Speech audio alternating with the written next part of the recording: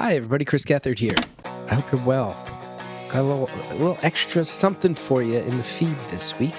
I've written another book. If you have been following the show for a while, you might recall that over the past couple of years, I put out a thing called Dad on Pills, and I put out the Lonely Dad Conversations, and now it's the third part of that trilogy. It's called Dad at Peace, and this one is about growing up and kind of giving up.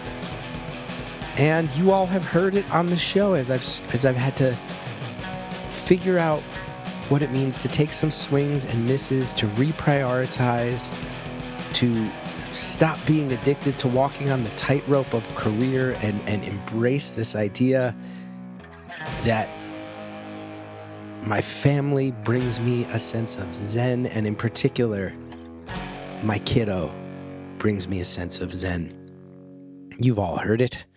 You've all heard it unfold week by week as I've helped sort it out in my head. Now, I do also want to say this Dad at Peace book should have special appeal to Beautiful Anonymous listeners. A lot of people realized last year we went independent and it seemed kind of sudden.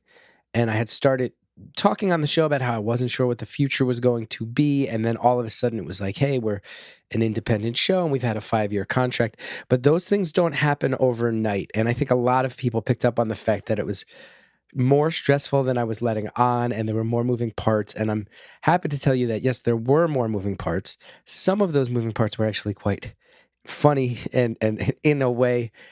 And I spill more tea about that process in this book than I have anywhere else publicly, because a lot of this book is about the fragility of career and how when you stake your well-being and your self-esteem on your career, that those things are unstable, and Beautiful Anonymous was certainly unstable. So while I don't think you'll catch me talking smack about people, I think you will be able to see a lot more of the moving parts of what went down with the whole Beautiful Anonymous saga last year in this book than you will anywhere else. So happy to tell you I read the audiobook as well.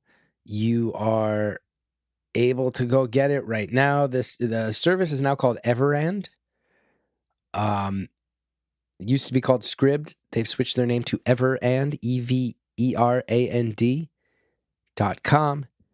Go look up my name. You'll see all the books on there. You can sign up for a 30-day free trial right now, or if you go and look on my Twitter, I've been tweeting out the link for a 60-day free trial, but you'll actually get all 3 of the books I wrote there and a ton of other great stuff that they have in the program. That's legit. And go check it out. Thanks so much. Leave a review if you like it. It'll really help. I think this one will tug at your heartstrings, and I think I have often said that one of the aspects of Beautiful Anonymous is that you can kind of listen to a fan base realizing the host is growing up before he realizes that he's growing up. There's a part of the narrative of this show that has always been that. And I will say this is a book that looks at me growing up in a way that's more realistic than anything else I've ever done before. So anyway, enjoy this chunk of the audiobook. Go check it out, everand.com. Dad at Peace is the name of the book. I'm excited to hear what you think about it. Enjoy. Not far from my house is a hill. At the bottom of that hill is a field. In that field, there are some rocks my son likes to climb on. He pretends to be animals, billy goats, mountain lions, and others that he has learned are rock dwellers, plus others that reflect his creativity, purple tigers and baby gorillas, and whatever else strikes his fancy in the moment. He explores in a little loop, across the rocks, over to the stairs on the side of the hill, up the stairs to the gravel parking lot, then down the little path on the far side of the hill, and back to the beginning of the rocks. He loves teaching me how to do this. Daddy, come on. You can climb on the rocks too. I can show you. I do as he says. I follow his lead. I walk on the rocks, the tallest of which is maybe 2 feet high. I climb the stairs, then skitter down the side of the hill back to the rocks. I pretend to be a zebra if he asks me what animal I am. Now what color, Daddy? What color, zebra? I'm a yellow zebra, Cal. I pause and wait when he tells me the billy goat is tired. He lies down and curls up in the fetal position on top of the largest rock. Sometimes I lie down too on those uncomfortable rocks, knowing it's the only thing that will get him back up and moving. In the story in his head, it is nap time for the animals, and we must sleep before we go, so I do it. There are houses at the top of the hill. From their front windows, I'm fairly certain one could see these rocks. I'm curious what my neighbors might think if they saw us walking in this loop pretending to sleep on rocks. It's not a play area. It's not built for fun. It's a gravel parking lot, some wood chips on a hill, and some rocks. I wonder what they think, but I don't particularly care. It is heartbreaking when kids catch you getting bored with their games. There's no way to explain that while I find so much joy in seeing Cal pretend to be a pink tiger sleeping on a rock, it's not necessarily the most thrilling game for me. My shelf life for this is shorter than his. I've seen movies and stuff. I've been to concerts. I've had fun. He can get lost in the world of these rocks and in the world of his brain forever. I sometimes crap out. On occasion, I am in my head worried about work and marriage and mortgage and all the things grown-ups have to worry about that he can't even fathom yet. On one of those occasions, he caught me slacking. I hadn't slept much that week due to the pace of my life and his habit of waking me up. I'd also moved something in our garage, and his old changing table fell off its perch and onto the top of my foot. I was tired, I was limping, and I wasn't keeping up as well as I usually do. He bounded across a few of the rocks, then looked back at me. "Come on, Daddy," he said. "You can do it."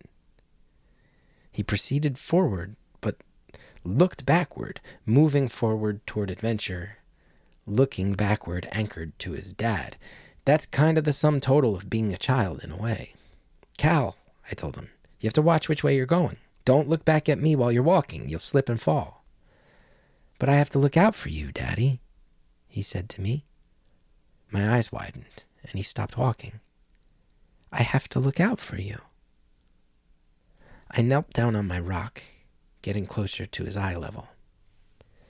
"Buddy," I told him, "I promise you don't have to look out for me.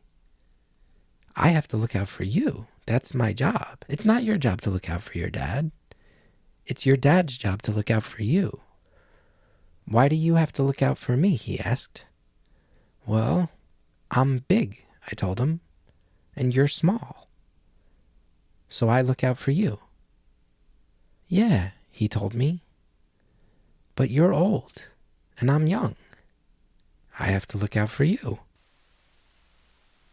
In the days after that conversation, I relayed it to adult friends as a joke. "Check out what my kid said." I'd tell other dads I ran into with a smirk. "He called me old to my face."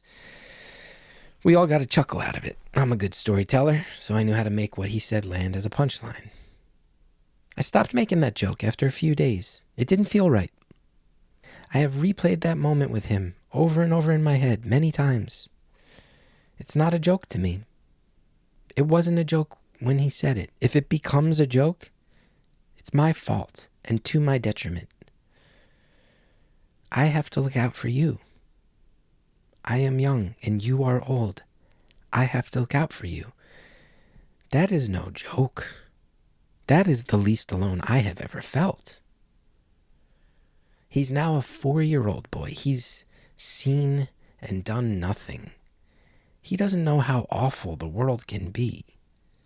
He hasn't picked up on racism yet, or what the Holocaust was, or the fact that there are people in this world right now going hungry. He hasn't yet come home from a field trip to New York City and cried because he realized there are people without homes. He hasn't sat through news footage of wars, or fires, or planes flying into buildings. He was too young to perceive what the COVID-19 pandemic really was. His worldview is unsullied. That will change someday. He will get bullied. He will feel anger at the world. He will perceive injustices and will rightfully lay the blame at the feet of my generation for not correcting them. He'll wonder why we threw so much plastic in the ocean. He'll find out people used to have more rights and that governments take those rights away. He will listen to music that fuels rebellion in his soul. He'll rage in all the ways young people do, vitally, righteously, beautifully. He will be foolish enough to think he might change all the bad things in the world. And who knows, maybe he will. Someone always has to, and sometimes someone actually does. But for now, his tanks aren't full of the fuel that powers young people into their battles. For now, his biggest concern is that his dad is moving slowly across those rocks. For now, he just needs to make sure that his father doesn't fall. He needs to look out for me because I am old and he is young. And all I have to do is let him. I have never felt love so unconditional. I have never known how to accept such love before. I have never known how to not deflect such profound and immense emotions. When feelings are that intense, I turn them into jokes. But this is not a joke. It can't be. How could you ever be so foolish to bat away something as simple and pure as the love your own kid has for you? For this person, I can stop chasing my own dreams. Dreams used to fuel me. I'm an artist. Dreams are what allow you to perpetuate the endless chase. I no longer need a dream to keep going. I'm enjoying this reality too much. My dreams can wait, or they can go away forever.